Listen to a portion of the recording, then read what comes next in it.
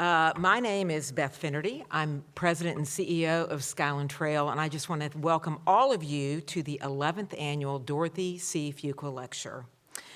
I'm joined on stage by my friend Dr. Bill McDonald, chair of the Department of Psychiatry and Behavioral Sciences at the Emory University School of Medicine, and a member of the Skyland Trail Board of Directors, and a member of the Skyland Trail National Advisory Board. We love Bill. We are so pleased to partner this evening with the Emory University School of Medicine and the Addiction Alliance of Georgia to host this year's lecture. The lecture series was established in 2010 and has been made possible by generous support from Duval and Rex Fuqua and Edwina and Tom Johnson.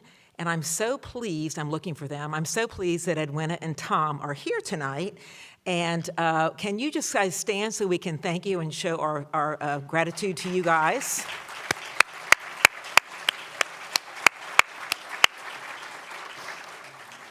Now, I want you to know how this lecture series got started. It was actually Edwina's brainchild to establish this lecture series in honor of Dottie Fuqua and her 90th birthday. We were at a birthday party together, and Edwina said, "I've got a great idea."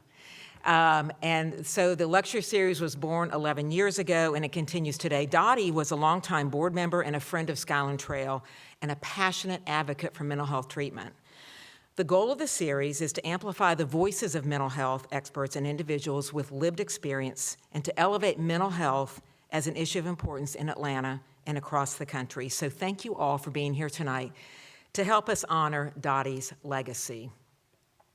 I also want to recognize the many members of the Skyland Trail Board of Directors and the Advisory Board who are here with us this evening.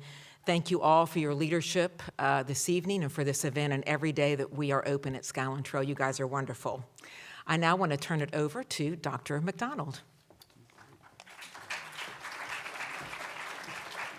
Oh, well, thanks, Beth, and this is a real honor to me. Dottie Fuqua was certainly a good friend of mine, too, so I really appreciate all that you've done, Tom, to make this happen.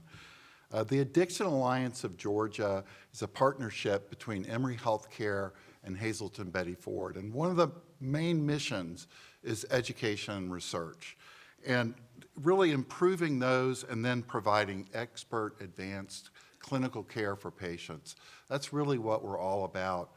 And tonight we really have a dynamic program where we plan to outline both the challenges and the opportunities to care for people with addictive disorders. And to do this, we've got the viewpoints of both patients, families, and clinicians. So I'm confident that you're going to leave here with a number of new perspectives on this. And I'm going to introduce our speaker, but first I wanted to make a note to three people who are very important to the Addiction Alliance of Georgia: Tom Johnson, Frank Boykin, and Jack Harden. And if y'all could please stand. Together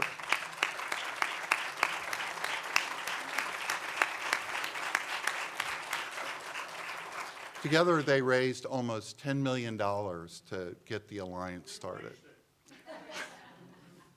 And you did it, Tom. All hats off to you. So it's really my pleasure now to introduce our moderator for our conversation and panel discussion. Jaye Watson, many of you know, is an important part of the Emory Brain Health Center, and she's an Emmy and Edward R. Murrow award-winning veteran journalist. She now has her own, she's a host of an Emmy award-winning PBS television show, Your Fantastic Mind, which is on tomorrow night on PBS, and it's currently in its 4th season. So please join me in welcoming Jaye.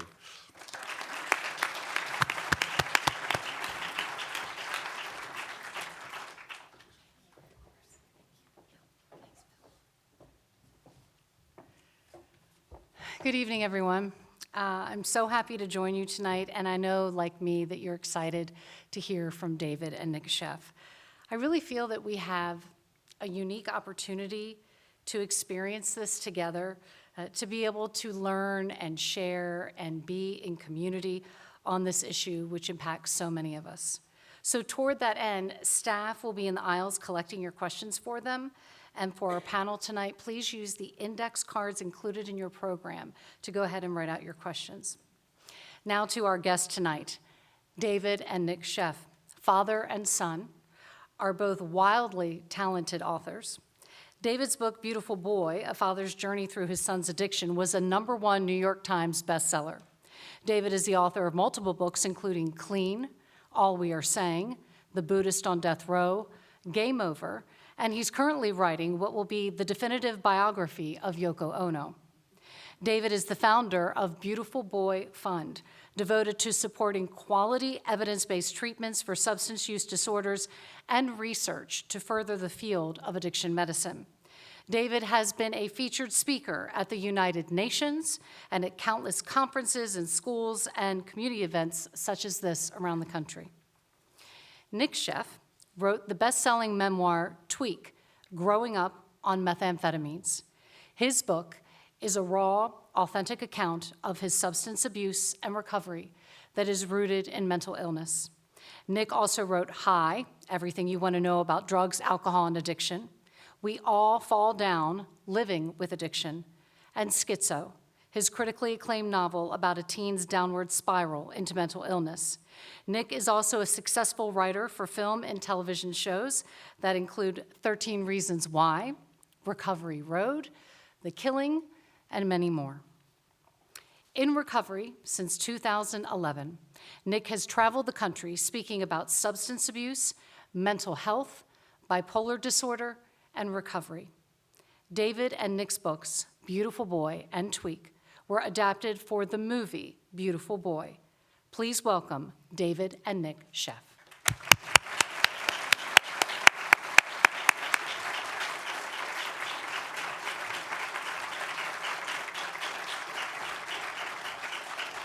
You want to have your seat.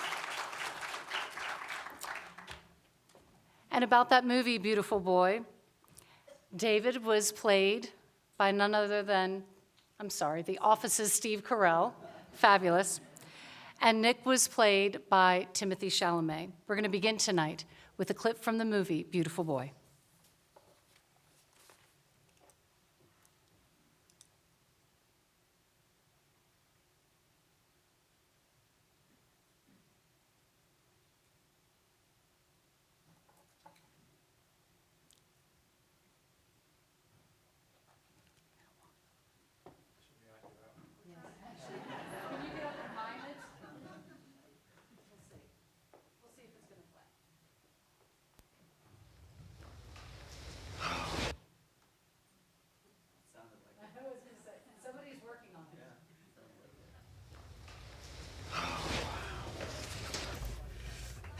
So how you doing? I'm doing great, just doing what needs to be done. What does that mean? I'm sorry, Dad. Why don't we just have lunch and talk? We can do that, right? Please. You think that you have this under control. I understand why I do things. It doesn't make me any different. You're just embarrassed because I was like this amazing thing, like your special creation or something, and you don't like who I am now. Yeah? Who are you, Nic? This is me, Dad. Here, this is who I am. This is not you. This is not you, Nic. What are you doing, huh? You always gotta be controlling everything all the time. Let me book your room No, Dad. at a hotel for a couple of nights. Dad. I don't want it to go like this. My son has gone missing. Nicholas Sheff, S-H-E-F-F. There's no one by that name, sir. There are moments that I look at him, this kid that I raised, who I thought I knew inside and out, and I wonder who he is. I thought we were close. I thought we were closer than most fathers and sons. Why? I felt better than I ever had, so I just kept on doing it. This isn't us. This is not who we are. My son is out there somewhere, and I don't know what he's doing. I don't know how to help him. You can't! I don't feel like I have a disease. This isn't like cancer. This is my choice. I put myself here. I failed. I can't do it alone. I need to find a way to fill this black hole in me. I still have a family. I want them to be proud of me.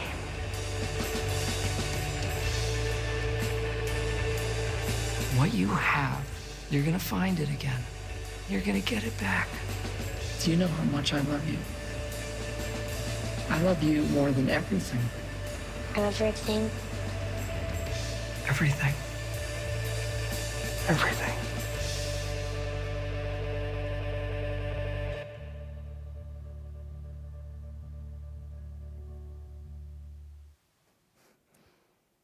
So watching that, I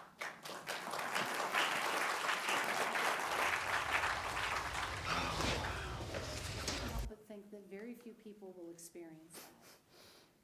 Watching themselves on the big screen being played by someone else. My microphone. The TV person forgot her microphone. Hello. Hello, everyone. Good evening. What I was saying was that what they experienced is very unique, to watch yourself on the big screen being played by someone else. I know it was not an easy decision for you to put the hardest thing you've ever gone through out there. So what was it like to see it? What did you think of it? And did they get it right?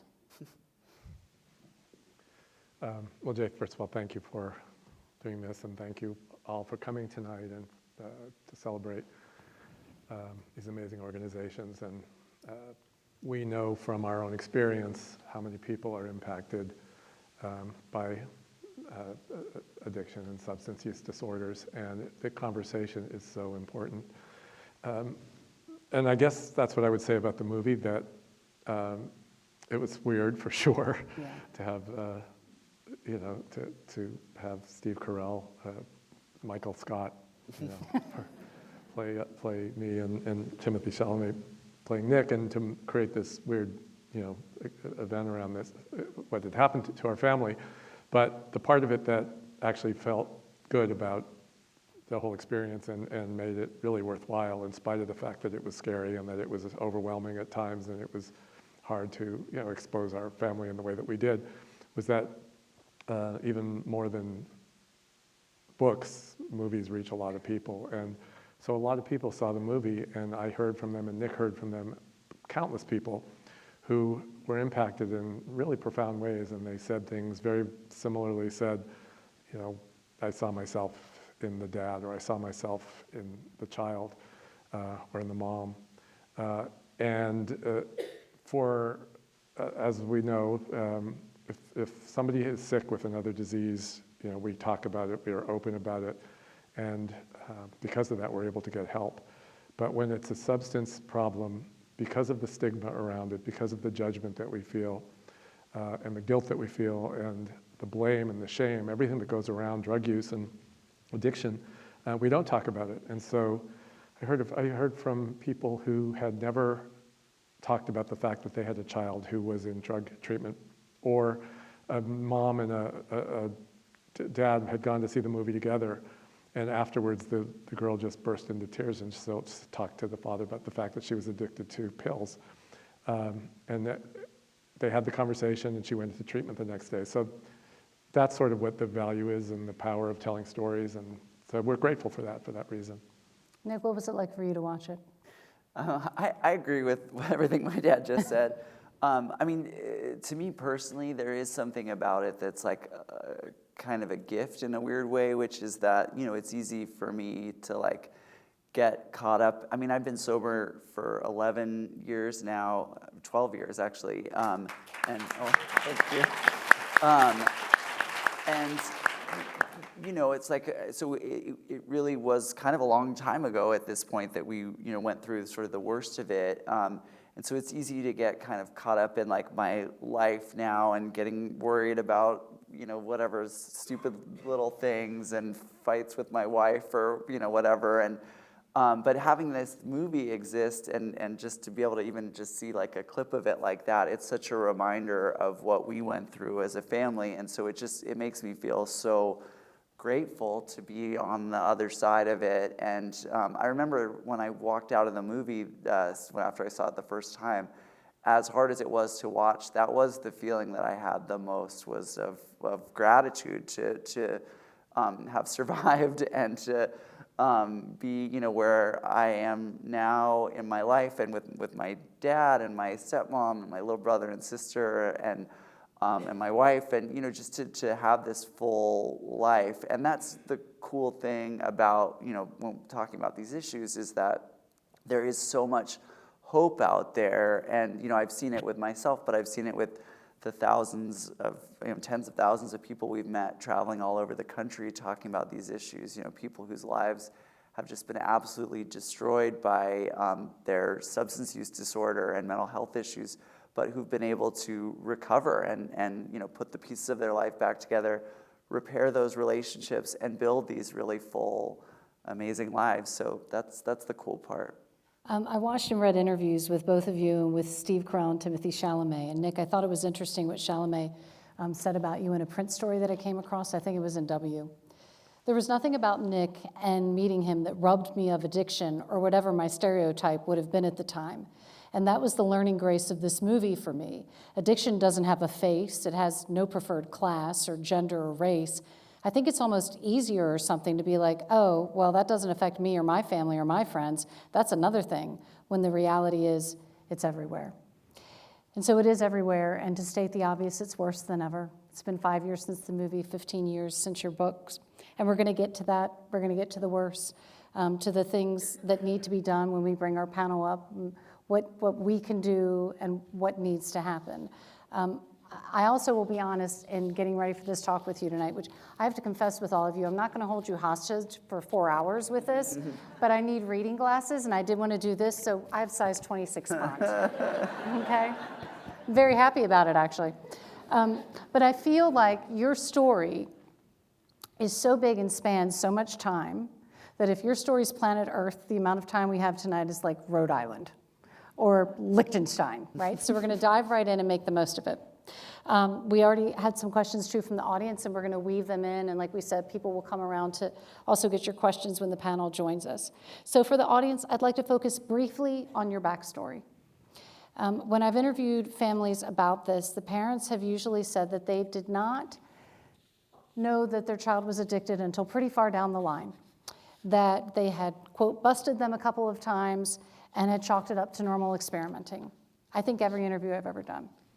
So can both of you talk about when and how things happened, and what you thought was happening, David, Nic, what you were doing, and also if you thought it was under control? You can start. Okay. Well, you really said it. I think parents like me, we are in denial in so many different ways. We want everything to be okay. We want our kids to be okay. That we look at the good stuff and excuse away the bad stuff. And when I first found out that Nic was he was smoking pot, was the first thing I found, some marijuana in his backpack.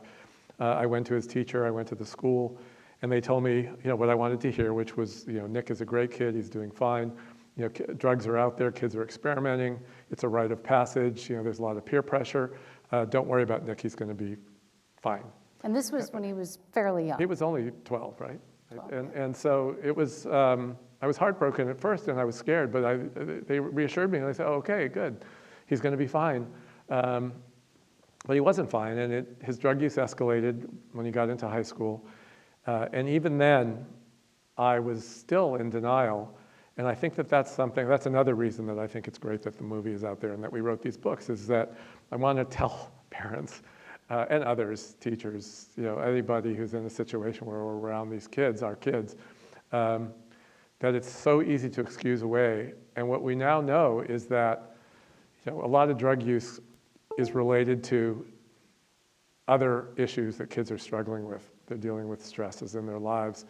And it's so easy to just brush aside the bad stuff. But instead, what we want to do is when we want to see our kids struggling, and not just with drugs, but if they seem stressed in school, if they're being bullied, if they're having a hard time academically, whatever it is, that's the time that we want to intervene if we can, and talk to their teachers and talk to counselors and get them help before the drug use begins, or if it does begin, before it escalates. Yeah. Yeah, and I guess for me, I think that from the beginning, when I first started smoking pot, which was basically the first thing that I did, I think my body or brain or whatever reacted to it kind of differently from my peers. I mean, I would say that was almost from the beginning. Right away, it just gave me this very immediate sense of relief. I mean, I think before I started smoking pot, I'd felt really anxious and kind of uncomfortable in my own skin. And I remember looking around at all the other kids in my class, and they all just seemed so confident and like they'd received some, and this is a cliche, but like they'd received some instruction manual for life that I just never had. And so when I started smoking pot, it really took those feelings away at first. It made me feel less anxious. It made me feel like I could, go to a party and talk to people there and talk to girls. And so it was like the answer to my problems at first. And I definitely don't think that everyone who smokes pot has that feeling. I think that was something that was unique to me. And unique to probably other people that have substance use disorder. But, after I did it that first time, I guess I just wanted to try to do it as much as I possibly could because it did make me feel so much better. And so up until, I was like a junior, I guess, in high school, I was just smoking pot as much as I possibly could, get my hands on it. And then I started drinking a little bit, and I liked that too. But there was a certain point I remember where, I was basically smoking pot from, the moment I woke up in the morning to the moment that I went to sleep at night, and it kind of stopped working. Like it stopped giving me that feeling of relief that it had given me before. And I was just, I think I was in this sort of cycle where I was depressed, obviously, and I was smoking more pot to try to feel better. And the pot, I think itself, was actually making me more depressed, and so that I tried to smoke more to feel better. And anyway, so I just was in this cycle where I was getting more and more depressed, and I felt really helpless. And so I remember kind of making a concerted effort to try to find harder drugs that were going to give me the same feeling that pot had given me originally. And so I tried everything that was around at the time, pills and coke and hallucinogens. And, it wasn't till I found, crystal meth that was kind of the one that I guess I'd been looking for and didn't even, know exactly that I'd been looking for it. The way I tried crystal meth for the first time was very by accident. I don't think I'd even ever heard of it at that time. It was way before Breaking Bad and all these ad campaigns to educate people about meth. So when someone offered me some speed, I did it. And the moment that drug hit me for the first time, it was like this switch got flipped, and I just became a completely different person. And all I cared about was getting more of that drug. And and that's when my life really spiraled out of control very, very quickly. Yeah, and we didn't know. We were in the dark. I mean, Nic was good. I think all of our kids are pretty good at hiding us and hiding what he was going through, and showing us what we wanted to see. Because still, until things really escalated, Nic was still doing well, and he was still going to school. He was still doing well in school. He was still this fabulous big brother to our younger kids, Daisy and Jasper. And so it was really confusing. And it took until Nic's drug use did escalate to methamphetamine, and he disappeared, and he was gone for a few days. And at that point, I realized we could no longer be in denial, that we had to do something. You've written about feeling guilty about his addiction, among the many things that you felt. And I feel that as parents, we tend to blame ourselves for everything anyway. You both wrote in your books about the divorce when you were little, being shuttled back between your mom and dad and always missing someone. So in what ways did you blame yourself for what was happening with Nic, and do you still? I blamed myself. I felt guilty about everything. I felt guilty, but his mom and I had a very difficult divorce. And Nic was in the middle, and I know that it was traumatizing for him, and I know that didn't help as he was growing up, and whether or not it was connected to his drug use, it did connect to a lot of the struggles that he had when he was a kid, so I feel like it had to. But what I've learned since then is that there are some people who who become addicted. There can be 10 kids who go out and smoke pot at school behind the building or whatever it is, and 9 of them are probably going to be okay. Their drug use will be potentially, it could be harmful, and it's not something we ever want to encourage, but they're not going to have the extreme drug problems that Nic had. And so what I realized is that I guess I do blame myself for a lot of the mistakes I made, and I made a lot of mistakes.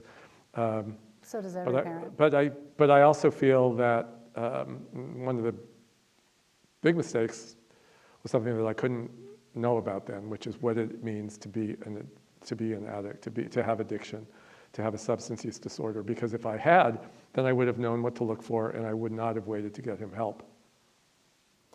It's funny you bring that up, because every parent I've ever talked to who's lost a child to addiction talks about what they could have done differently, what they could have done earlier, what they should have done, if only this.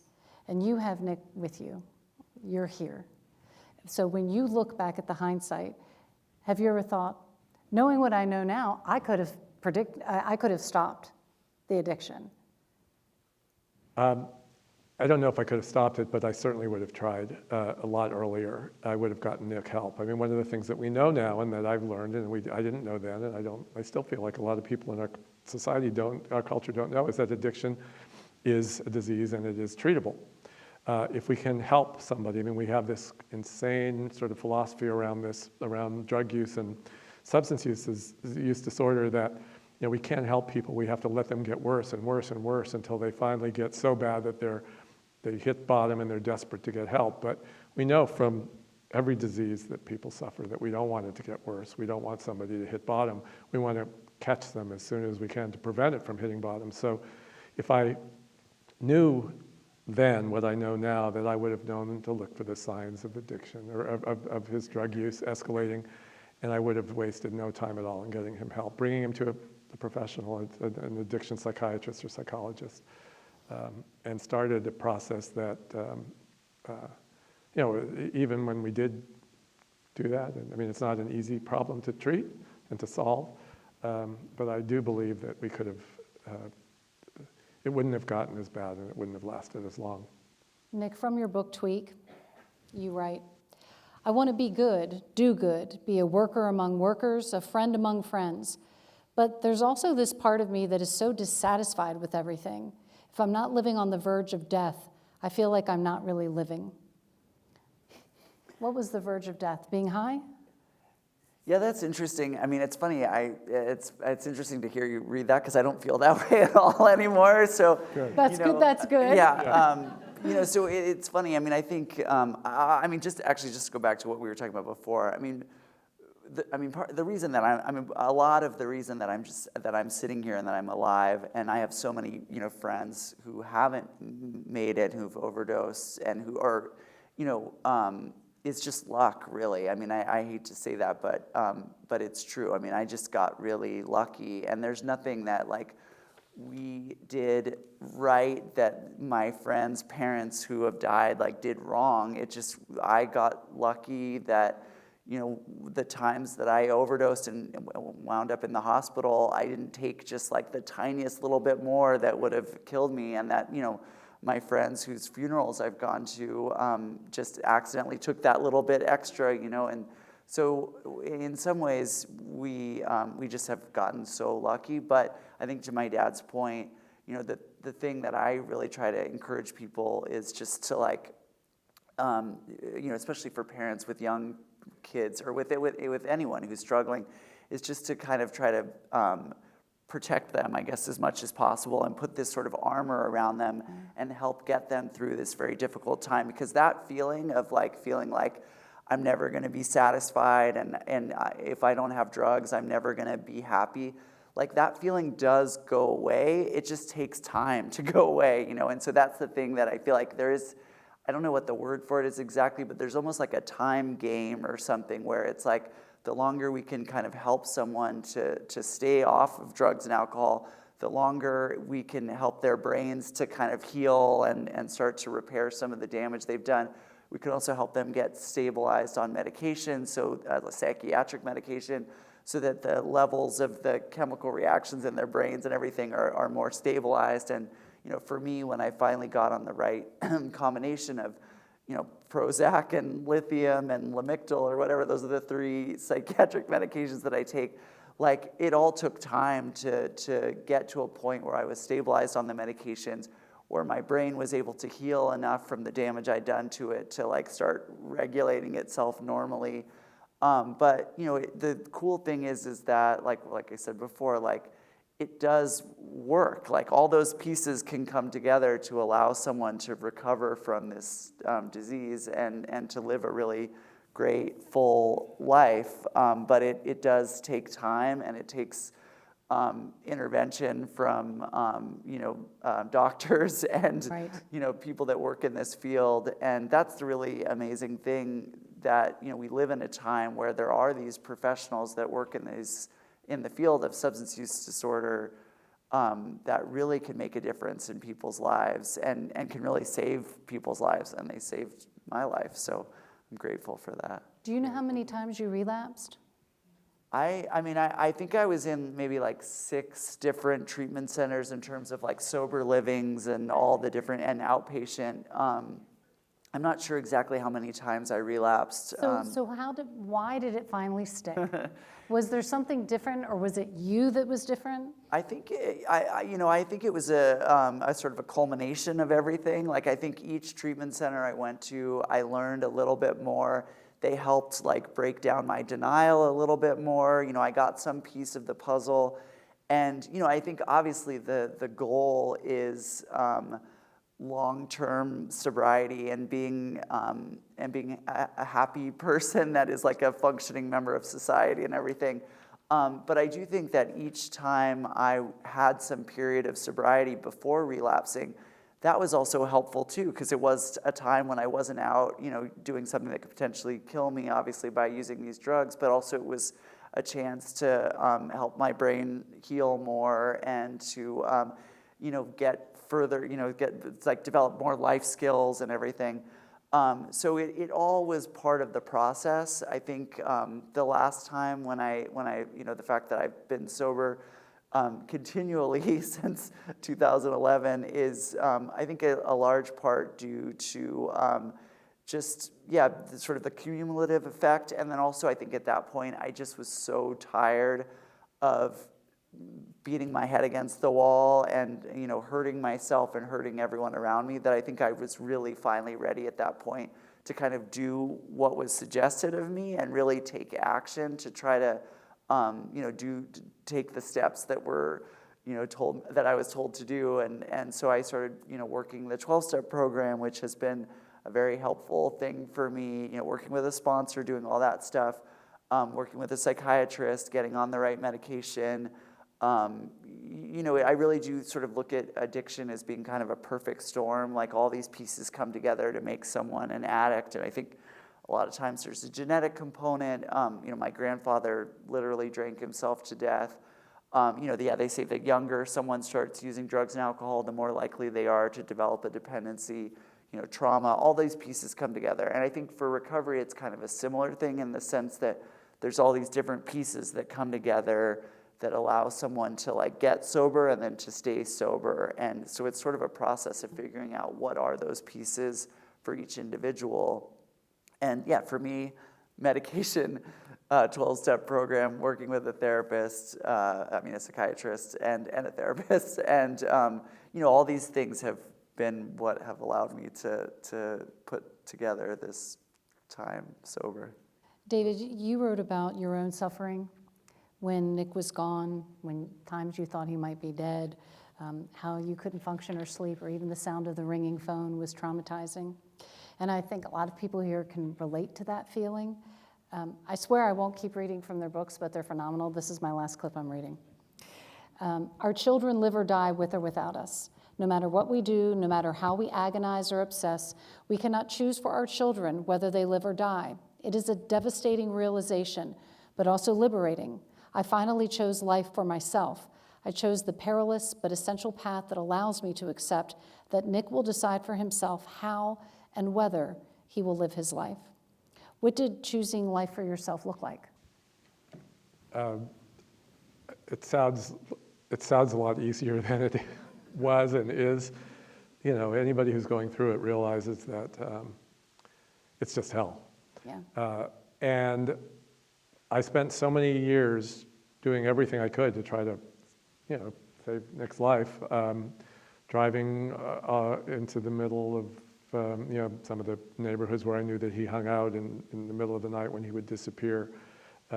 Really, you know, struggling with him to get him into different kinds of treatment programs and all that. I did it for years, but nothing worked. And so there was a period when I felt I had to step back. The other thing that happened was I had I forgot about this sometimes, but I had a brain hemorrhage in the middle of all that. Yeah. And I almost didn't make it myself. And so at some point, you know, I asked my doctor, the neurosurgeon, if it was related to the stress that I'd been under, because I had been under this intense stress for years. And he said, well, it didn't help. And so I realized that, you know, I also wasn't going to be able to continue to help Nic if I didn't take care of myself. And it's a really hard balance. We, as parents, it's in our bones, it's in our blood to worry about our kids. And I think that, you know, we should and we have to do everything we can to help them. But at the same time, there is a delicate balance because we also have to take care of ourselves and survive and, you know, take care of the rest of our other obligations. I had to work at some point. I had to, you know, do my best to try to take care of, you know, Nic's little brother and sister. But it's a balancing act, and it's not there was never a perfect moment. We have time for one more question before our panel joins us. So Nic, what was your mental health diagnosis and how old were you when you received it? So I've been diagnosed with bipolar disorder and depression, and I'm probably going to say the wrong bipolar disorder, so I won't say it. But I won't try to guess. But it's the one that's like a little less severe than the other one, I think. Well, that's why we have the panel. Yeah, they can help They'll help answer figure it that out. question. But you know, the frustrating thing I will say is that, you know, I did go to a number of different treatment centers, and I wasn't ever evaluated psychologically. And I remember there was a moment, I think, where my dad and I were together, something where the doctor said to him at the last treatment, or one of the last treatment centers I went to, you know, what can I see Nic's psychological testing? And my dad was like, what are you talking about? Because no one had ever done that before. And so it wasn't until I got to that treatment center that they finally did have me like meet with psychiatrists and do the psychological testing, and I got the bipolar diagnosis and started to get on medication for that. And yeah, it really changed things and it really helped. And the fact that I went to all those treatment centers and no one thought to like look at my mental health issues beyond just my substance use disorder issues is troubling for sure. And, you know, I think more and more now treatment centers are moving towards this, you know, a dual diagnosis model. And I think most treatment centers, well, I hope that most treatment centers now call themselves dual diagnosis and address both mental health and addiction issues. But not all of them do. And so I think that's something that, you know, is really an important message to sort of put out there, is that, you know, obviously not every person that struggles with addiction has a co-occurring mental health disorder, but a lot of us do. And I feel like it's a safe assumption to at least like check that out before, you know, just proceeding with just, you know, addiction treatment. And yeah, I mean, it was definitely life-changing for me to get that diagnosis and get on the right medication. Well, it's a perfect time for our panel to join us. So we'll begin with Dr. Ben Hunter, who is the Interim Chief Medical Officer at Skyland Trail. Dr. Hunter oversees all the clinical, educational, quality, and research activities for the organization. Dr. Hunter completed his medical training at Emory University and a psychiatric residency at the University of Pennsylvania. Welcome, Dr. Hunter.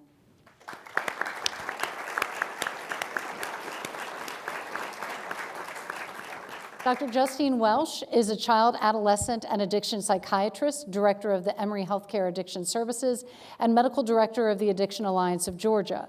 Dr. Welsh's area of clinical focus and research is in the treatment and prevention of adolescent substance use disorders, as well as opioid use in young adults.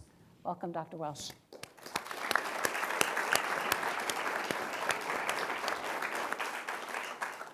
And Dr. Carlyle Bruce is the Director of Psychological Services and a family therapist at Skyland Trail.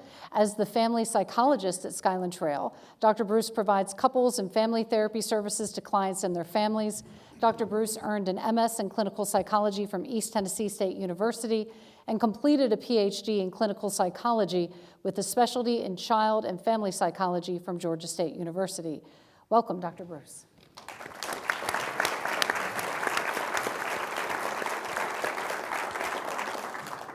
So we have a lot of questions that have come in from the audience, and I have a few here, and I know there are more there.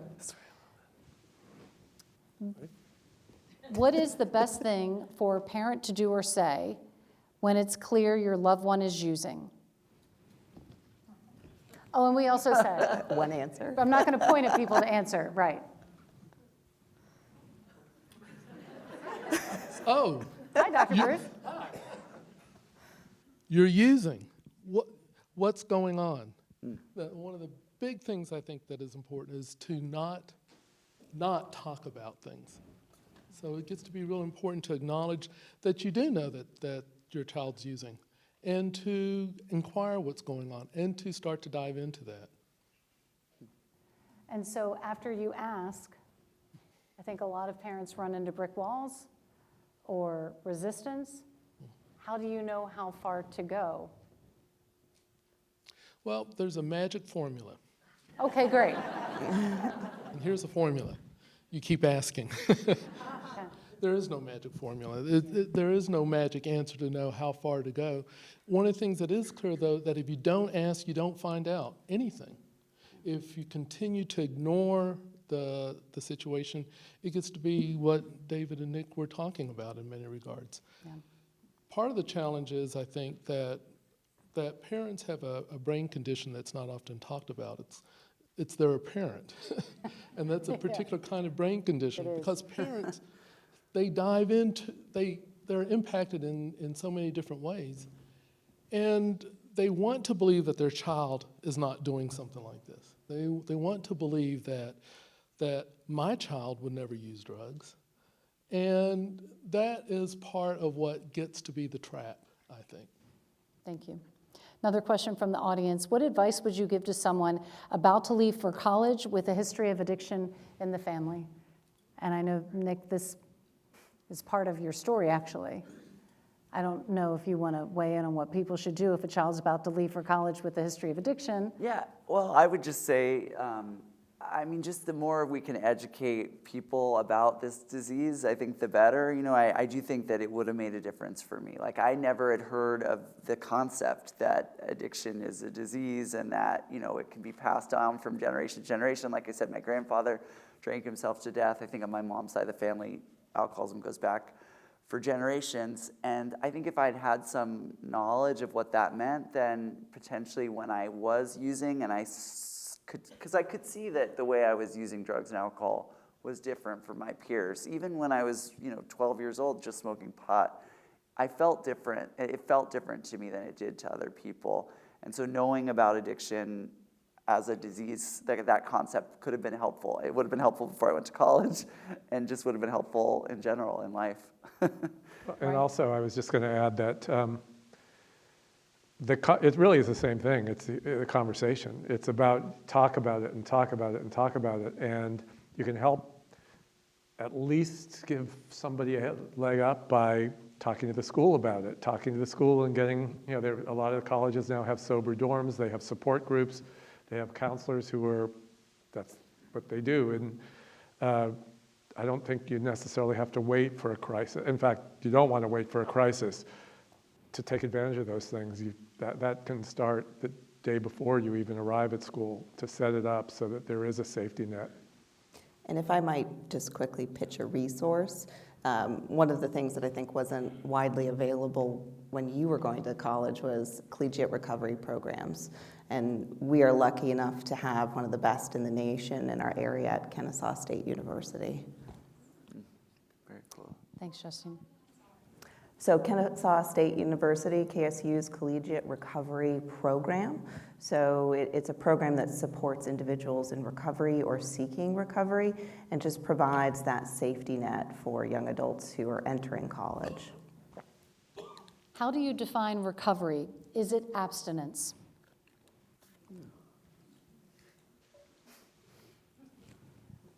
And I picked that question. I'll take responsibility for that complicated question. Yeah. I thought maybe we could hear about that from you, Nic, and also Justine from a medical standpoint of how we define that and what prognosis is, in terms of different types of recovery that we've identified. Yeah, so I'm happy to start. The reason I was hedging my response to this is that recovery is defined in many different ways, and for a lot of people, it's individualized. And so recovery may mean complete abstinence, not using any substances for a prolonged period of time.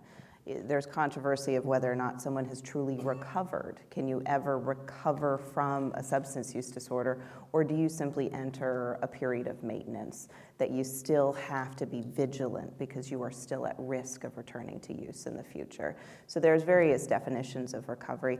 Other individuals define recovery as not using the most problematic substance. So they may be in recovery from using heroin or using fentanyl, but they're still continuing to use cannabis or to use alcohol, but they're not causing problems in their lives like something like heroin or fentanyl. So again, recovery is very individualized. David, how did you manage to detach with love? Well, I guess it sort of goes back to what I said earlier, which I don't know if I ever fully detached. The one thing that became clear at a certain point on this was Nic talked about being educated about what it means, what substance use disorders are, and it was huge for me because up until then I thought, what's going on with my kid? He's out of control. He is doing things that didn't make any sense to me. He was doing things to me, to the rest of our family that were completely out of character for who Nic was. And once I started to go to groups at some of the treatment centers that Nic went to, and I started to hear about what it means for a person to be addicted, and I realized that this wasn't Nic. This was Nic with his brain wasn't functioning as it should. He was ill. And once I realized that, then all of my anger and my blame and my resentment and my, how could you do this to me, it sort of evaporated, and it all became about, oh my God, my poor son has this illness, and what can I do to help him?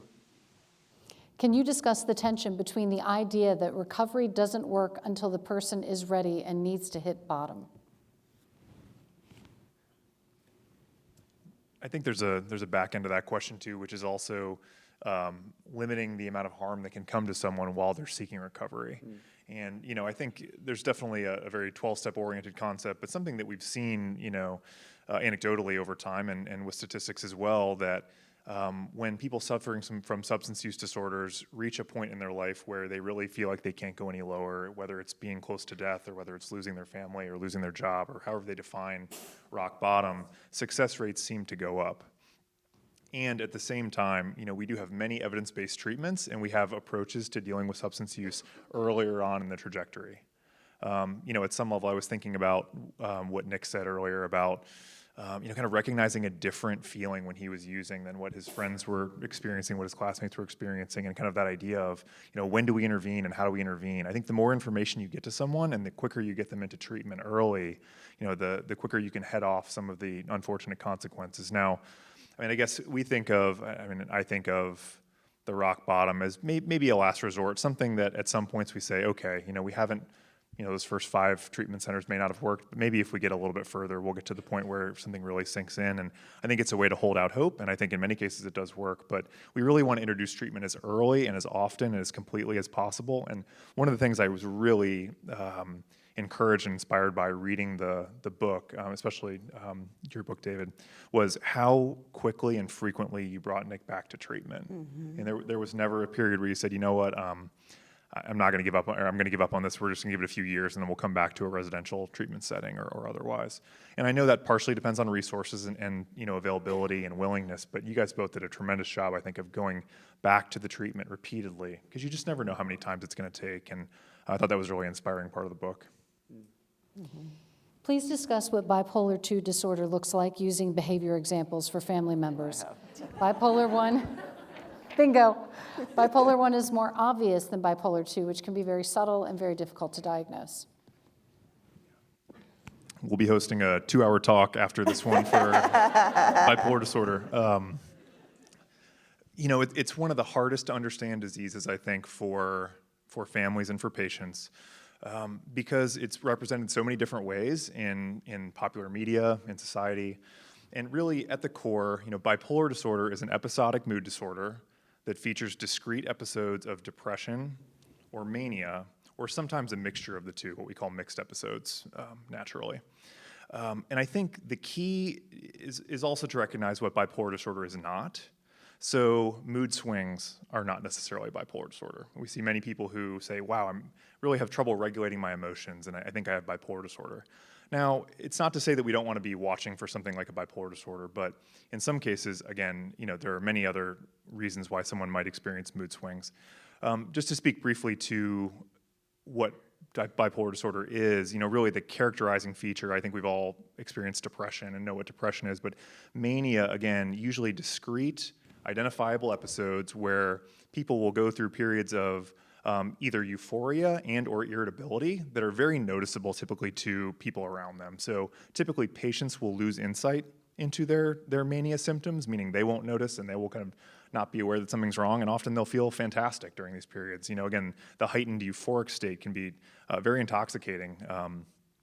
Pun not intended in this setting, but really you'll see distractibility, you'll see impulsivity and spending and sexual activity and travel are classic. You'll see grandiose ideas, connections to higher religious powers or celebrities, Nobel Prize winning ideas coming out in the middle of the night. You'll see increased activity, sort of goal-directed things like writing books and writing screenplays and, traveling around again. All of these things which,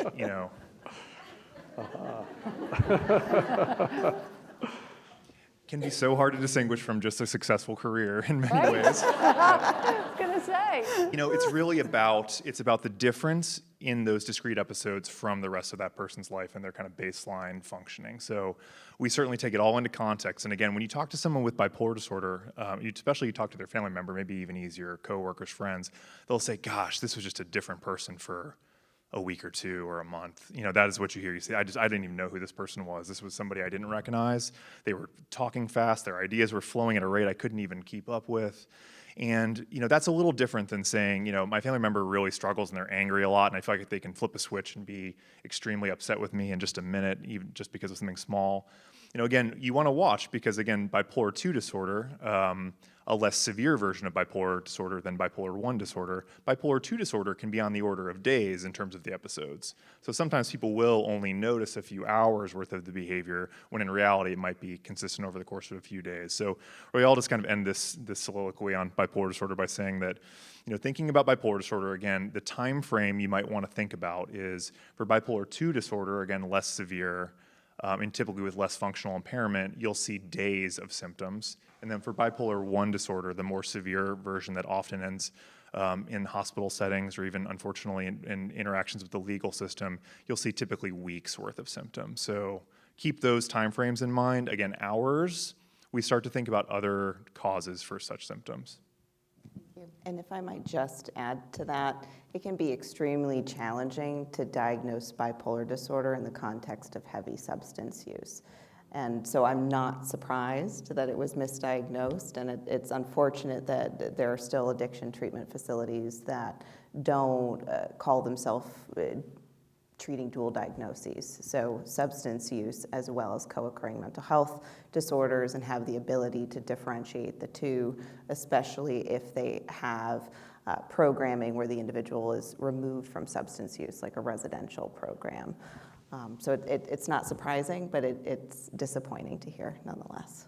So all of these questions are anonymous, but this is from Tom Johnson. It was just delivered to me on stage. And it is, how could you afford all of the expenses for Nic's treatment? And I think that's a really good question. Well, it is a good question, and I hear from people all the time who are in the throes of trying to deal with their own addiction or a child's addiction or a husband or wives or partners or whoever it is, and they're trying desperately. People have mortgaged their homes and lost their homes. We were really lucky because the first programs that Nic was in, I had insurance. It covered it. And it covered it. The second program Nic was in, his mom had insurance. But it got to the point where we were so desperate that I was begging and borrowing and stealing and making deals with organizations, and it took me 10 years to pay off some of the treatments. There are programs that I've learned about in some places that are for people who don't have any resources and don't have any insurance. There's a place in Los Angeles I know about that deals with people who have absolutely no resources, and it's a really good program. They see it's staffed by some of the best psychiatrists in that city, and so there are options, but it's really, really hard, and it's a challenge, and it's also criminal that we have to fight and fight and fight and fight to try to get treatment for something that is such a serious problem, such a serious illness. The other thing I was going to say about that was when you hear words like substance use disorder and bipolar disorder or depression, all these just the word mental illness, it's scary. So when I learned after Nic was diagnosed finally that he had these conditions, my first reaction was, oh my God, how sad it is. When Nic was visiting us at our house, and I went into his bathroom and there's all the medications were on the table, and my first reaction was, oh God, how sad it is that my son is sick and he has to take all these medications. But my next reaction was, thank God they figured it out. Thank God he has these medications, and thank God he takes these medications because it's changed his life. Yeah. Today is National Fentanyl Awareness Day. The fentanyl crisis has taken the drug problem to a new level. Any suggestions on how to address it? And I think this is one of the things I mentioned off the top, but things are worse. Fentanyl's a big reason why. So any ideas how to address it? Well, I'll just jump in and say very quickly, the first thing is doing what you're doing here tonight in your community, is bringing people together to have these conversations. We don't talk about it at our peril, and it is terrifying. 120 people are dying every single day from fentanyl overdoses, and they don't have to die, and that goes back to this idea about recognizing problems early and getting treatment and figuring out whatever it is. It's hard, again, to find treatment, but treatments are out there. I mean, I've learned about, just forgot the name of the organization that we're here for tonight. Skyland Trail. Oh, Skyland Trail. Skyland Trail, that's what I was going to say. I knew it, but I was going to say. It's right there. No, the fact that you have a program that is incredible, that I've learned enough about, not to remember its name, but to know that it's a really, really good program. But that it helps kids. It's so rare to have communities that have treatment programs for young people. And we know that adolescents are, that 90% of people who end up having serious drug problems start when they're young. And so the idea that we can treat this and we can catch it, and we can also deal with some of these other things that can also increase the likelihood that someone is going to have a problem with fentanyl. I think we were talking, was it you who were talking about that now kids are ending up in the emergency room because they're smoking marijuana, just marijuana that actually is laced with fentanyl. It's really scary. Dr. Bruce, this feels like a question for you, even though I said we weren't going to. Is there anything you'd suggest to help people accept their addiction or address their denial? That's a really tough one, because a big part of the issue is the denial, is dealing with the saying, don't even know I am lying piece of denial. Part of what I think is important is to find ways of lowering some of the anxiety so that a person can be more open to hear some things.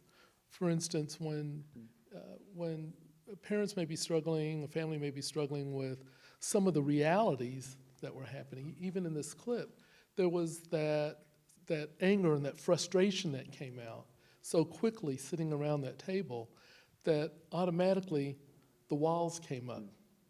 The pattern of going back and forth and getting locked in that conflict cycle so quickly jumped up. And finding some ways of, opening that up so that there's not as much conflict initially, lowering the anxiety, it's easier then to take a look at self, I think. Thank you. Nic, this is for you. What is your relationship with Jasper and Daisy like now? These are Nic's little brother and sister.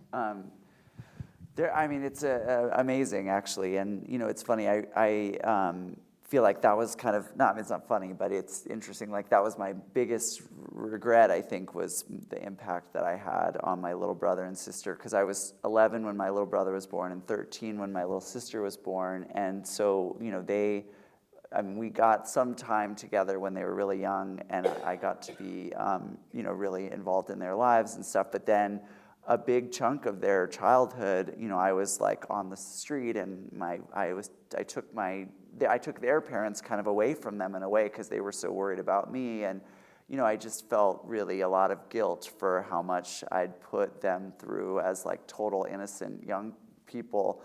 But the fact that we've been able to,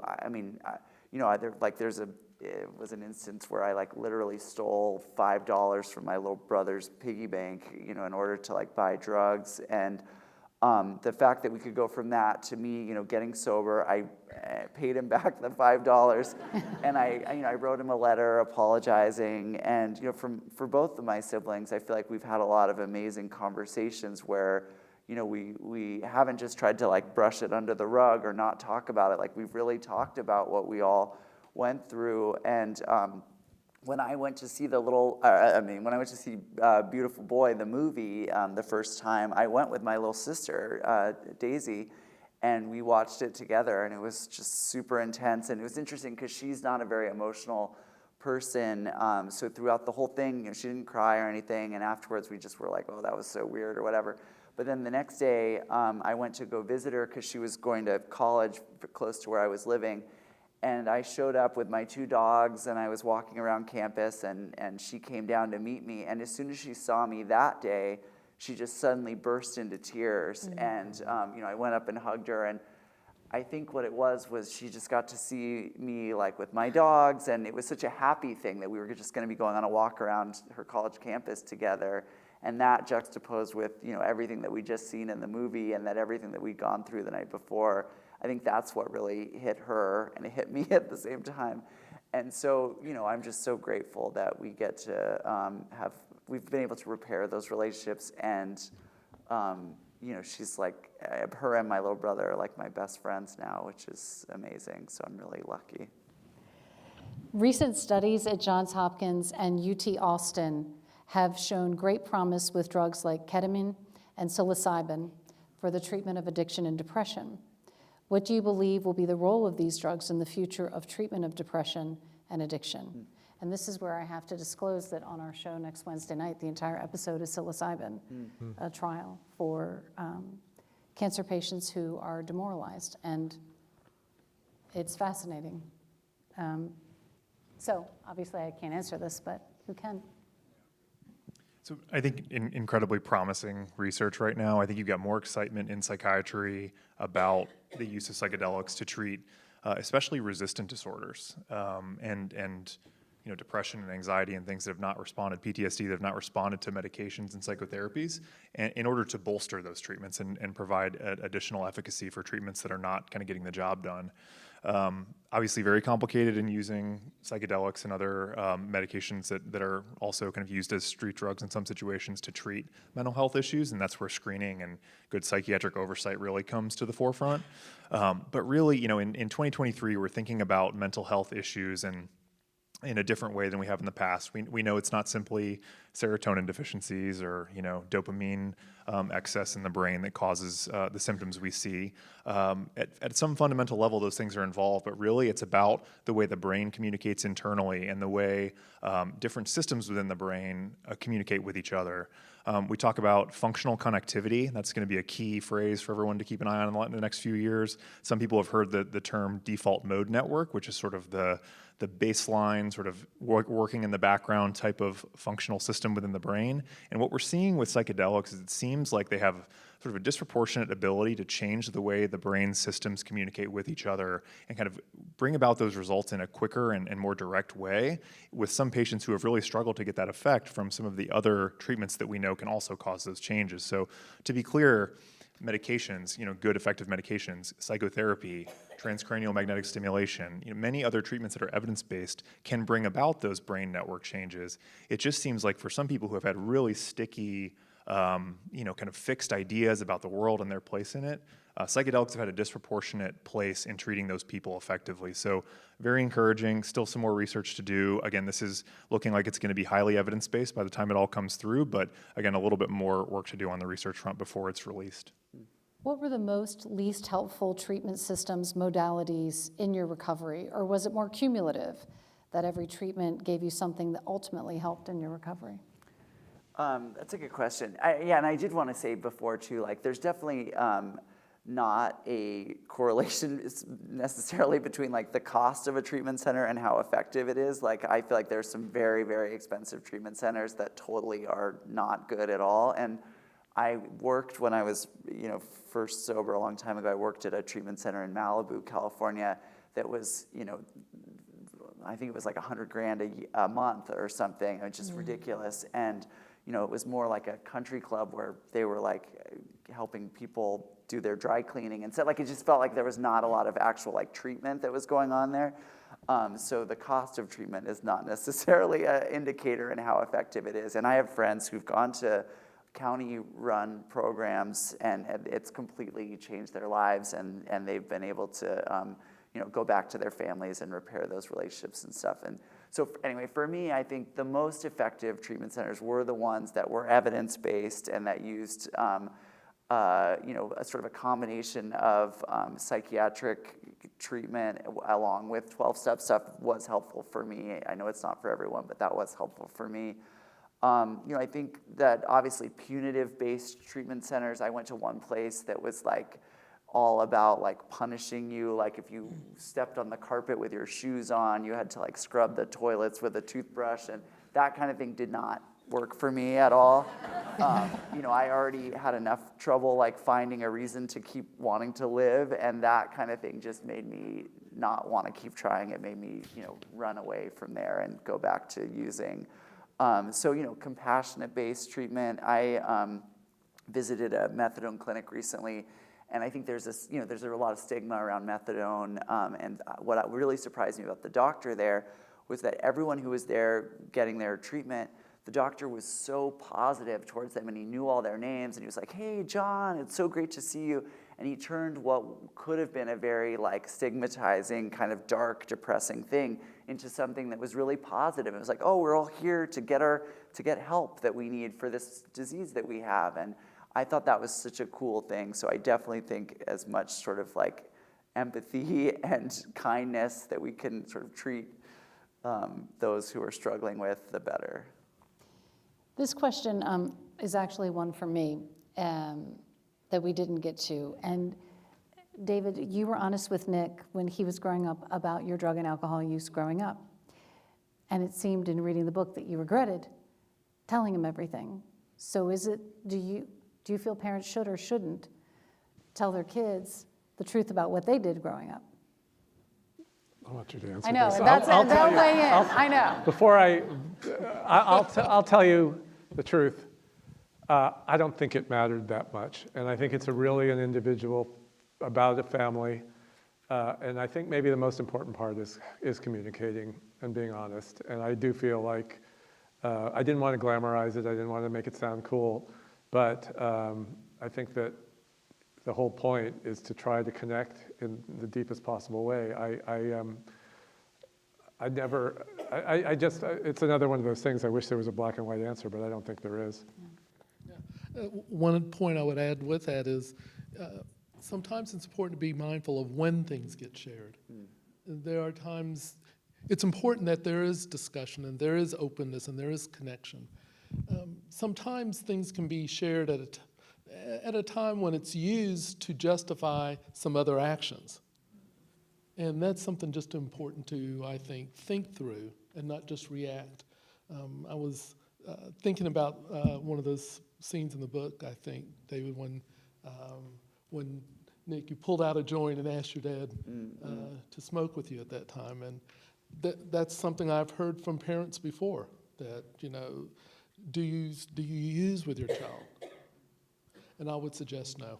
I was gonna say that in the movie it's worse because in the movie they actually have the dad going out in the middle of the night because he wants to experience what his child is experiencing, and he goes out to some shady street corner and he buys some methamphetamine and he does some crystal meth. I never did that. Yeah. But Yeah. but I regretted when I did smoke pot with Nick. At the time, my brain was like, well, parents can have a drink with their kid. Nick's trying to connect with me. It's goes and but I knew even at the time that it was not the right thing to do. How does one prevent this addiction from happening to a spouse, child, family member, self? I'll go for that one. The easy one. Again, there is not one answer. So what we know from studies is that about 50% of the risk for a substance use disorder is genetic. And we can't necessarily change our genes, but we can do things to modify risk factors that are changeable, and to enhance protective factors. So earlier on in life, modifying risk factors would be delaying the onset of use so that you're not starting to use substances during formative periods of development. If you're going to be starting to drink, you have significantly less risk of developing an alcohol use disorder if you wait to the age of 21 versus if you're exposed to alcohol at the age of 13. So that's one modifiable risk factor.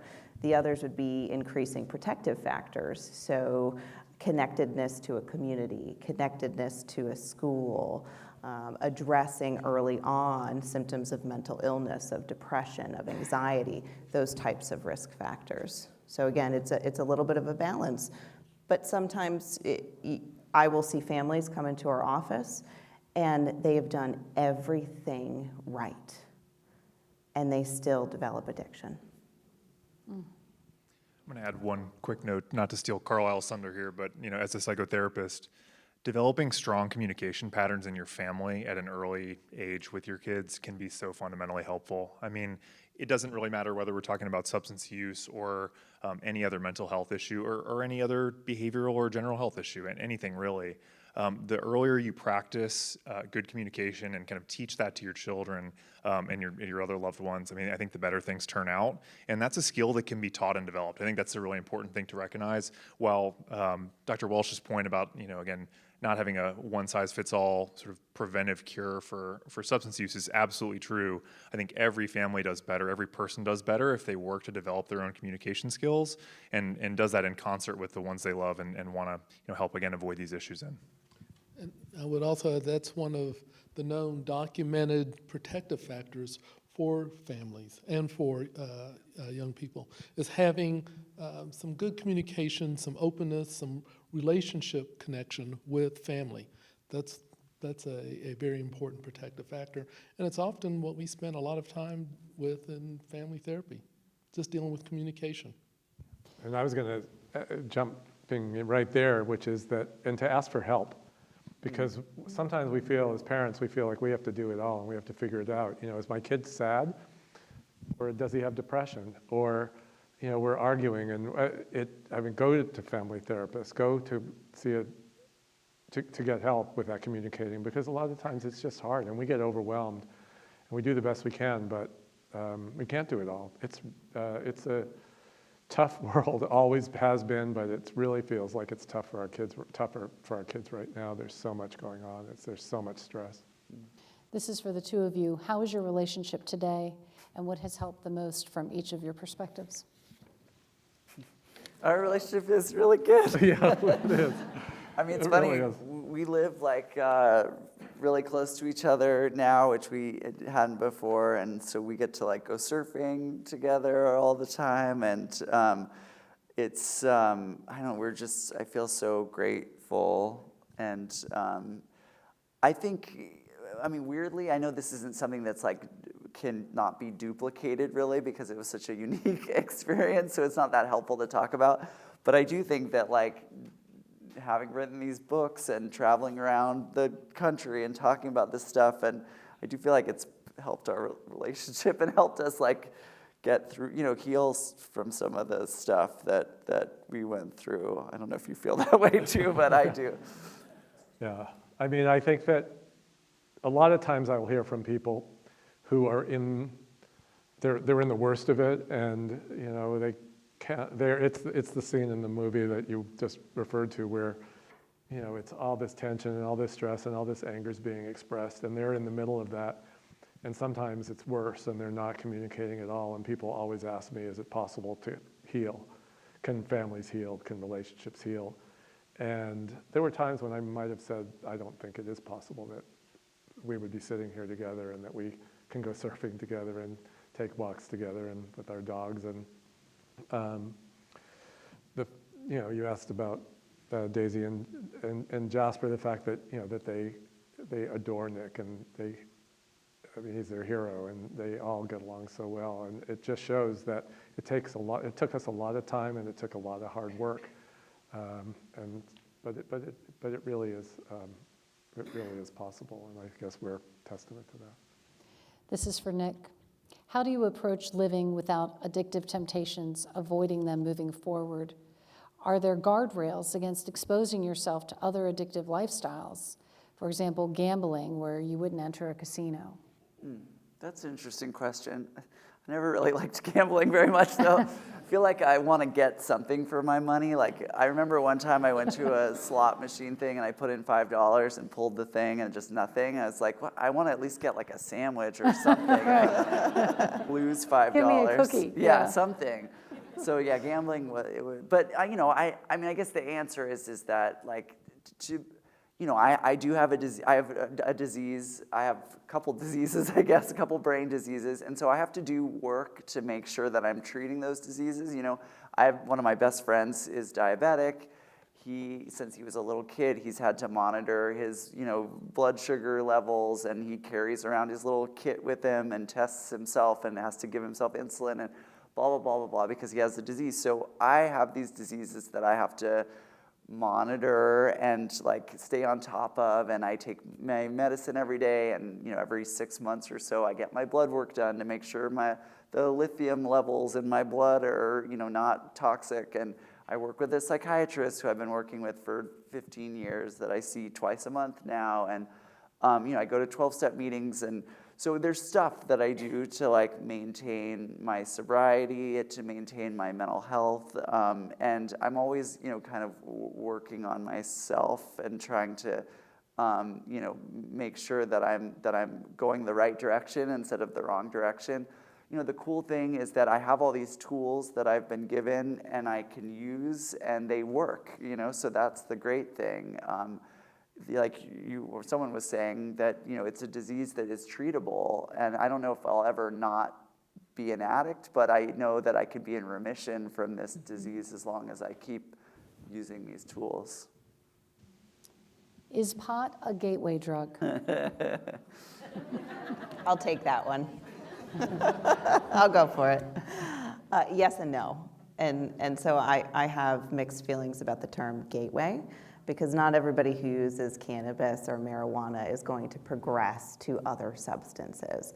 But what we do know is that for those who are exposed to substances, again, at an early age, including cannabis, you start to get a solidification of some of the neural networks that then increase the likelihood of developing either a cannabis use disorder or progression to other types of substances. So not everybody who uses cannabis develops addiction to other drugs or addiction at all, but it does increase the risk in the future. Related question, what is the best way to educate our youth about the negative effects of marijuana use within a culture that minimizes this? I would say, the first place we start medically is with data. I mean, we have excellent research that demonstrates this time and time again. Again, I think it can be a really powerful weapon to combat some of the anecdotal evidence that people will bring up. It makes me feel better. It relieves my anxiety.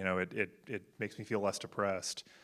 we can acknowledge that and respect that truth that someone has experienced, but also show the data that indicates increased rates of relapse, increased numbers of depressive episodes and higher levels of anxiety over time when people use cannabis and other drugs. I think, again, contrasting that data, which is, that's science, that's kind of incontrovertible in a lot of ways, unless, of course, we receive new data. But putting that data in front of people so that they can say, okay, I understand, that this makes me feel good, but really there's some solid science. And I think part of what you guys have clearly embraced is the idea that medicine is both experiential and data-driven and scientific. So, we think of the story and the narrative that you guys present so eloquently here as one form of data, and we include that with the other kinds of data we have. We use the science to address those issues. So again, I think one of the things you can teach your family members, and especially children early on, is the ability to evaluate data and information and use it to make good decisions, again, across many different facets of life too. So not just medicine, but what does science look? How does science approach issues? How do we make good decisions using data in our family and ourselves? I was just going to add, absolutely. And the other part, there was a survey done of I forgot if it was 3,000 or 7,000 kids around the country, and it asked about why they use drugs, if they use them, why, or if they don't use them, why they think people use drugs. And the assumptions that the researchers had was that the number one and number two reasons would have been peer pressure, because it's cool, and everybody's doing it. And the other one was I just like the feeling of being high.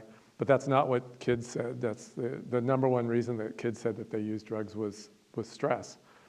And when we recognize that, then there's a whole other kind of conversation to have, which is, to ask what's stressing our kids out and to do what we can to mitigate those stresses. And that happens when they're very, very young. And, we know that kids who are suffering whatever kinds of traumas in their lives, kids who have mental illnesses, who are raised in families where there's violence. I mean, there's so many different ways that stress increases. And even in communities where, there's so much pressure on kids to excel when they're, 5, if they haven't filled out their college resumes by the time they're 12, they're going to think they're going to lose out on life. I mean, we have to try to help them grow up in sort of the healthiest way possible.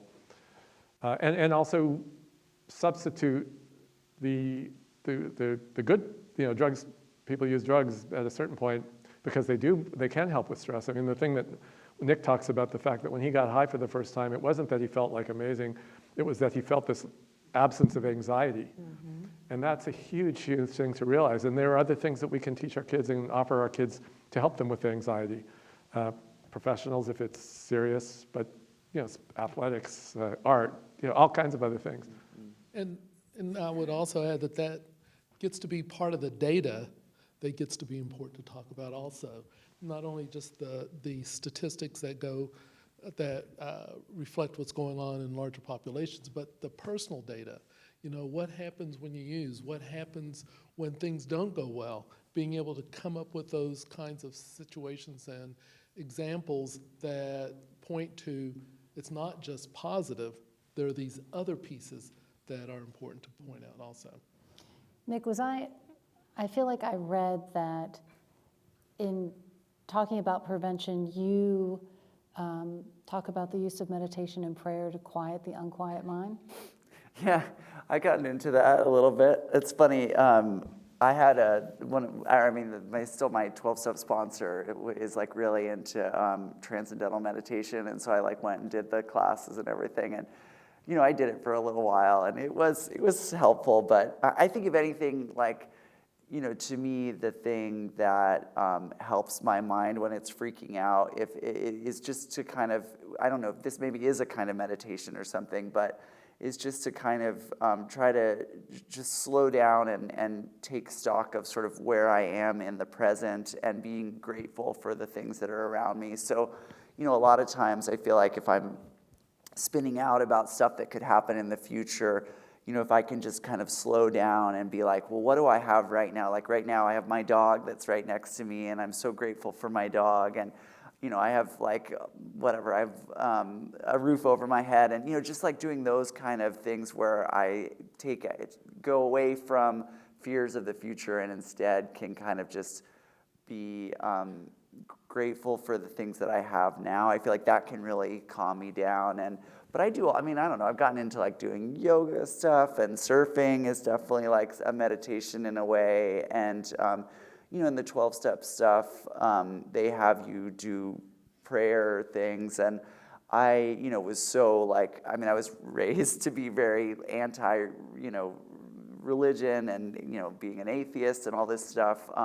But in the 12-step program, it's very spiritual based. And so at a certain point, I think when I was just really desperate for help, I started trying some of the things that they suggested, like, praying for relief from the feelings that I had. And it does, it helped. I don't know. That's anecdotal, but it helps to me. And I've seen that with other people too that I, work with in the program, that it does seem to give us some feelings of relief, and I'm grateful for it because it has made my life better for sure.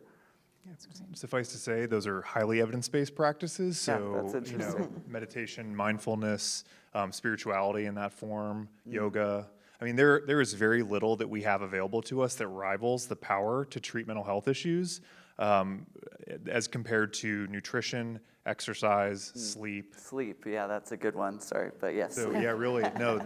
And again, this is not, this is anecdote, but this is also science. So I think that's where everyone should start if they start to feel themselves, turning the corner in the wrong direction. How do we get our son to trust us again after intervention and accept treatment? Stay present, I would say. One of the things that can happen so often is that distancing that can be present, that can happen. And I noted, for instance, in the book, David, you were present. You didn't distance or cut off from Nic. Nic was available to you. You had boundaries, and you enforced those boundaries, and you stayed present. So finding some ways of staying present in the midst of, I don't want to be with you, I'm angry with you, you took me to this place, whatever. Finding some ways to stay connected means that there can be some hope for that connection later on. That's what I would say. Nic, how long after sobriety before you felt normal and could manage your life? It's sometimes still a struggle, but no, I think like it's interesting because they said, I remember when I was getting sober at a certain point, they said, or I heard this, that with methamphetamine use especially, that it can take up to like 2 years for your brain to kind of get back to normal functioning or whatever, and 2 years seems like a really long time.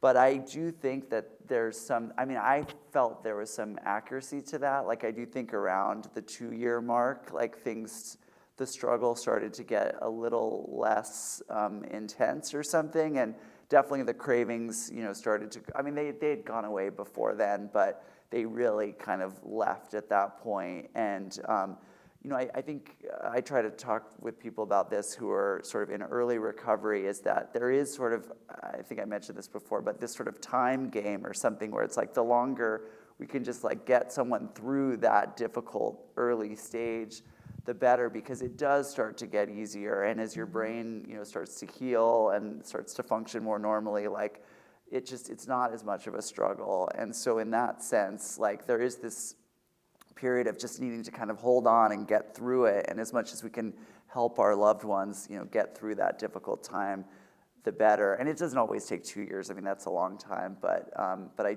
did notice I turned a corner at that point, I think. How do you combat the genetic predisposition for addiction mental illness? Well, you said that we can't fix it. We can't change our genes, but the first thing is if we know that there is a genetic disposition, then that's a lot of information that we have in our family. And so the conversations can include that.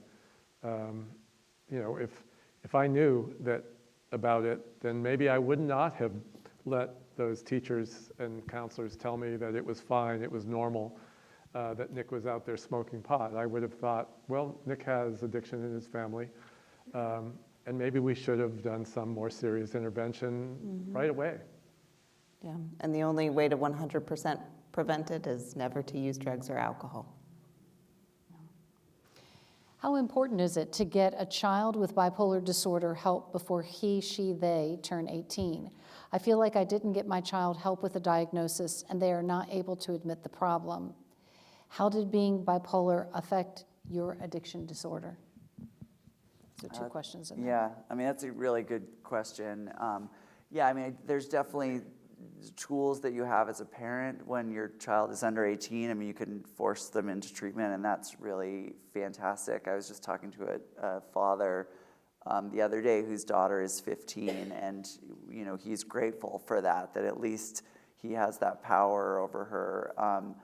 So, you know, I think that is something that's, you know, as early as you can treat it as possible. The counterpoint to that, I guess, is that a lot of times those mental health issues don't really start to show themselves until like right around that age or even a little later. I mean, I feel like for me, I think my bipolar disorder really started right around that time, like around 18, 19 years old. So I was already past that point. You know, the way that it affected my addiction, I think it just made it so that my baseline, it was really hard for me to get back to a place of being like, just feeling okay in my own skin. And so because I would feel so uncomfortable, either like super depressed or like kind of manic, it made me want to reach out to drugs and alcohol as something that was going to take those feelings away, because that's what I'd used in the past to take those feelings away. But then whenever I would put that mind-altering substance into my body, no matter what it was, whether it was alcohol, pot, you know, anything, that invisible switch would get flipped, and I just like couldn't stop once I started. So, you know, it really does go hand in hand, and I don't know, sorry, I'm sure there's one of your doctors has a better answer. Yeah, no, I think that's just it. It is often very hard to recognize early, and often it's anxiety or the depression that you see first before you see the mania that's so characteristic, or the hypomania that you see that's so characteristic of bipolar disorder. So, you know, the medical science, I want to be really careful not to scare anybody here. We do know that the earlier we treat this, meaning the less time someone spends in manic episodes especially, but also in depression to some degree, the better they do over time. Now, again, that is not to worry anyone who's had a few episodes in a teenager or an episode or two by the time someone is 30. We do see many people who reach treatment in their 40s, 50s, and have had many manic episodes over time, many severe depressive episodes over time. And it does become a little bit more difficult to treat in kind of a population sense at that level. But really, I mean, becoming aware of this in the teens is about as early as anyone catches it typically. It is highly genetically linked, so I think people with a family history of bipolar disorder should pay particular attention to some of the warning signs. And even if their child is only going through a depressive episode, you may want to be on the lookout for subtle signs of mania coming in. So, and that's also, to the point we've made multiple times here, a great person to counsel about the risk of substance use, both in terms of developing addiction, but also in terms of accelerating the course of bipolar disorder. So there's quite a bit we can do. And, you know, if you've had somebody who's had a few episodes by the time they've reached college and you haven't yet got it under control, you're in good company. And I think the advice is just to, again, treat it as assertively and effectively as possible. I mean, the goal with bipolar disorder is no manic episodes. So that's our treatment principle. How do you help guide someone who has never been diagnosed to seek treatment? I think you can talk about it openly without shame or stigma, which both are significant barriers for people to enter treatment, especially when it comes to substance use disorders. And then it's all about enhancing a person's internal motivation and reasons for change, and knowing that that can fluctuate by the moment, by the minute, and whatever opportunity you have to get that person an evaluation, to get that person help, take it. And families are incredibly effective working together to get somebody who doesn't see that they have a substance problem or one of these mental illnesses, working together and having repeated conversations, and then once again, sometimes getting help by a professional to have the conversations. It doesn't work the first time, or it may not work the first time, but it might work the third time or the seventh time or even the 10th time, but don't give up. We're down to our last few minutes, so not to put all of you on the spot. I was sitting here tonight with all of these people who've been so generous with their time and listening to us talk, thinking of that thing you never know what someone's going through.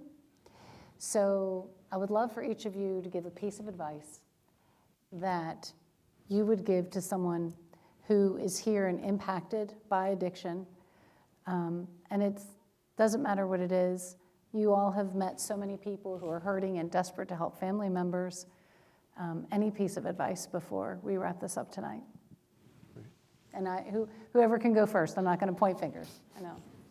Well, I'll just say you're not alone, and to know that you're not alone. One of my favorite writers is a friend of ours, our family, Annie Lamott, and she talks about how we all, it's my favorite quote because I use it all the time, how we compare our insides to other people's outsides.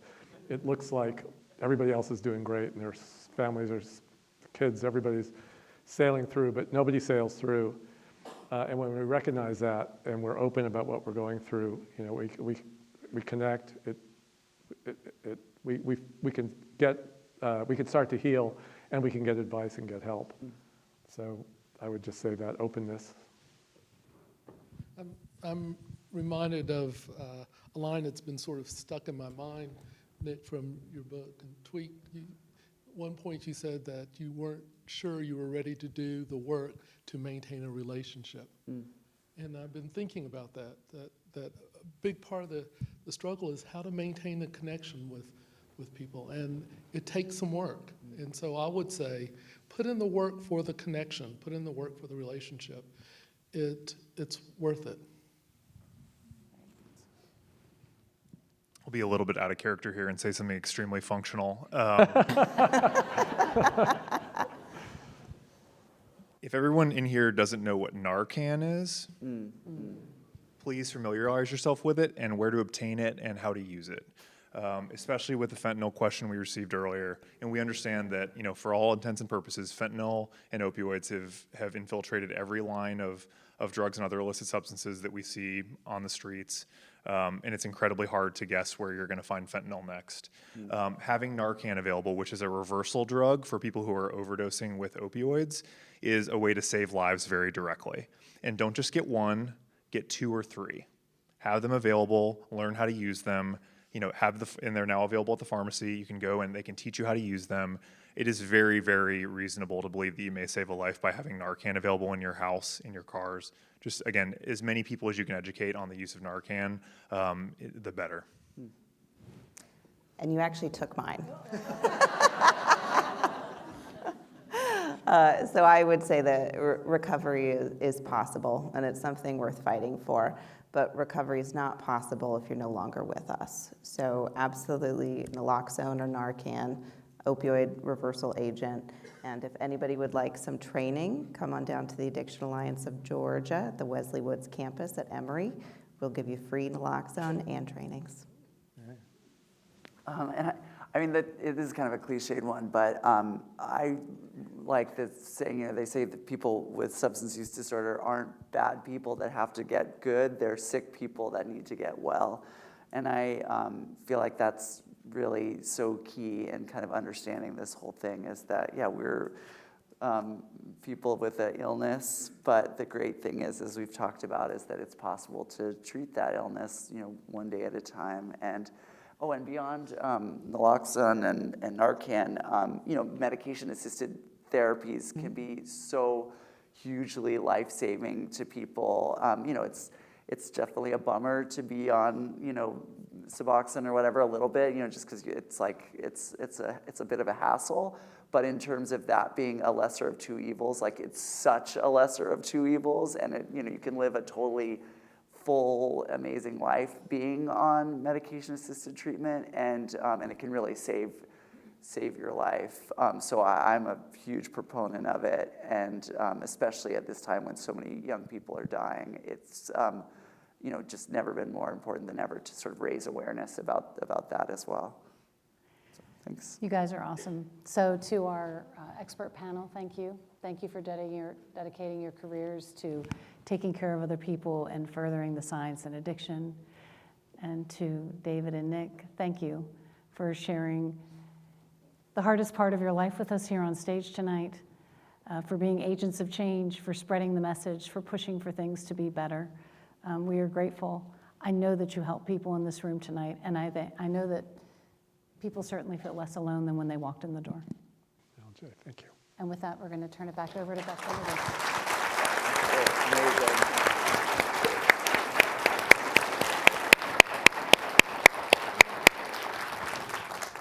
I'm not really sure what to say. All I can say is, wow. Let's give these guys another round of applause. That was absolutely amazing. David and Nic, thank you both for sharing your incredible story, your journey of recovery, hope, and just the love between you two. It was so evident and amazing. And I'm so impressed, David, that you go surfing with Nic. That's pretty amazing. Thanks to our panelists, Dr. Ben Hunter, Dr. Justine Welch, Dr. Carlyle Bruce, and to our wonderful moderator, Jaye Watson. You guys, just thank you for having this wonderful conversation with all of us. I know I learned a lot. I hope you guys all learned a lot. And thank you to Dr. Bill McDonald and your entire team at the Addiction Alliance of Georgia for helping us, for partnering with us this evening. This has been a wonderful partnership, and I hope you all have enjoyed it. So I guess I would say, please share what you learned here today and keep the conversation going. Mental health disorders, including substance use disorders, are medical problems. And I think we've all learned tonight that effective treatment combined with family and community support can change lives. So you were all given a green card when you came in as you entered. If you wouldn't mind filling that out and just giving, it's a brief survey about this evening, and give us your contact information if you would like to learn more about Skyland Trail or the Addiction Alliance of Georgia. We'll be sure and reach out to you. And we really appreciate all of you being here tonight. Safe travels home, and we'll see you again next year for our Dorothy C. Fuqua Lecture. Thank you all very much.